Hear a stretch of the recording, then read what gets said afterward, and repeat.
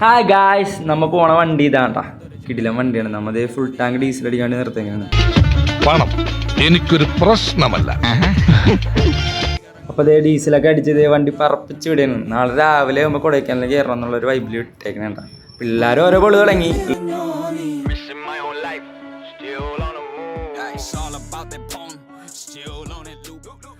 പിന്നെ അതേ രാവിലെ ഇപ്പം നേരം വെളുത്ത് കൊടൈക്കനാലിൽ ഞങ്ങൾ പകുതി കയറി.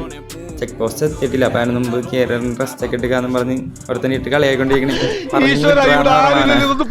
ഇതൊക്കെ കണ്ട് ഇതെന്തും മറിമായും എനിക്ക് ഭ്രാന്തായി പോയതാണ്. അത് നാട്ടുകാർക്ക് മൊത്തം ഭ്രാന്ത്. അങ്ങനെ ഞങ്ങൾ ഓരോ വീഡിയോ ഒക്കെ എടുത്ത് സെൽഫി വീഡിയോ ഒക്കെ എടുത്ത് അഖിലും റിജോയും റൂബിനൊക്കെ ഉണ്ട്. എല്ലാവരും ഓരോ പൊളി തന്നെയാണ്. ചെച്ചപ്പം നോക്കി ചിരിക്കുന്നുണ്ട്. അങ്ങനെ ചെക്ക് പോസ്റ്റ് എത്തി ചെക്ക് ചെയ്ത് ചെറിയ ഫൈനൊക്കെ അടച്ചിട്ട് ഞങ്ങളുടെ പിന്നെ യാത്ര തുടങ്ങിയേണ്ട. പിന്നെ വണ്ടി എടുത്ത് എങ്ങനെയും ഒന്ന് അവിടെ ചെന്ന് റെസ്റ്റ് എടുക്കാന്നുള്ളൊരു വൈബിലാണ്. അപ്പോൾ ഈ കൊടൈക്കനാലിൽ നമ്മൾ കയറി തുടങ്ങി. കയറിയപ്പോൾ എങ്ങനെയെങ്കിലും റൂം നമ്മൾ മഡ് ഹൗസ് ബുക്ക് ചെയ്തിട്ടുണ്ടായിരുന്നു. അപ്പോൾ മഡ് ഹൗസ് ഇഷ്ടപ്പെടുമെന്ന് അറിയില്ല, നമുക്ക് ചെന്ന് നോക്കാം. ചെന്നപ്പോൾ ഞാൻ പറഞ്ഞ പോലെ തന്നെ മഡ് ഹൗസ് അത്ര ഇഷ്ടപ്പെട്ടില്ല. സംഭവം ആംബിയൻസും വൈബൊക്കെ ആണെങ്കിലും അകത്ത് കറണ്ട് ഉണ്ടായില്ല. ആ കാര്യത്തിൽ ഞങ്ങൾക്ക് ഇഷ്ടപ്പെടാണ്ട് പോയിട്ടാ. ബാക്കി ആംബിയൻസ് ഒക്കെ ഇടില്ലായിരുന്നു, അടിപൊളിയായിരുന്നു. കാണാനും നല്ല അടിപൊളിയാണ്. പ്രത്യേക ആംബിയൻസ്, നല്ല കാറ്റും നല്ല വെളിച്ചവും നല്ല ക്ലീൻ ആയിട്ടുള്ള ഒറ്റപ്പെട്ട സ്ഥലമായിരുന്നത്.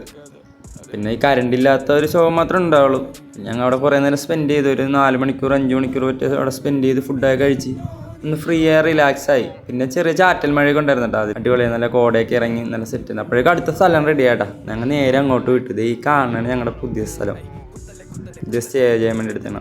മഡ് ഹൗസ് അല്ലെങ്കിലും സംഭവം കൊള്ളാട്ടോ. ഒരു കിടിലൻ ആംബിയൻസ് ആണ്. എൻ്റെ ഫ്രണ്ടിലൊരു കിടിലൻ വ്യൂ പോയിന്റ് ഒക്കെ ഉണ്ട്. അത് നമുക്ക് പാർട്ട് 2 ഞാൻ കാണിച്ചു തരാം. കിടിലനാണ്. ചെന്ന പാടെ എല്ലാവരും കിടക്കണണ്ടാ. അടുത്ത ഒരാൾ ഇവിടെ കാഴ്ചകളൊക്കെ ഉണ്ട്. വൈബ് പിടിക്കാൻ. അപ്പോഴേക്കും ഞങ്ങൾക്ക് വിശന്ന് തുടങ്ങി. ഞങ്ങൾക്ക് എങ്ങനെയും കുക്ക് ചെയ്ത് എന്തെങ്കിലും കഴിച്ചാൽ മതി എന്നുള്ളൊരു വൈബായി. പിന്നെ രാത്രിയിലത്തേക്കുള്ള ഫുഡ് റെഡി ആക്കണ്ടേ. അങ്ങനെ ഞങ്ങൾ കുക്കിംഗ് ഒക്കെ തുടങ്ങി. ഓരോരുത്തരായിട്ട് ഓരോ കാര്യങ്ങളൊക്കെ ഏറ്റെടുത്ത് ഞാൻ കഞ്ഞി വെക്കാമെന്ന് പറഞ്ഞ് ഞാൻ മാറി. ബാക്കി ഇതേ സവാള ഏരിയയിലും തക്കാളി ഏരിയയിലും അതിൻ്റെയൊക്കെ വെള്ളമടി നടക്കും.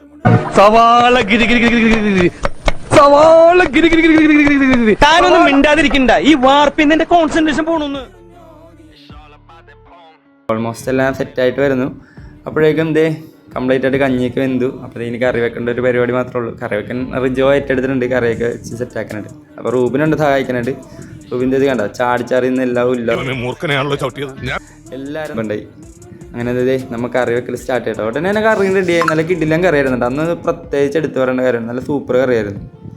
അപ്പോൾ ബാക്കി കാര്യങ്ങളൊക്കെ പാർട്ട് 2 കാണാം. Bye bye.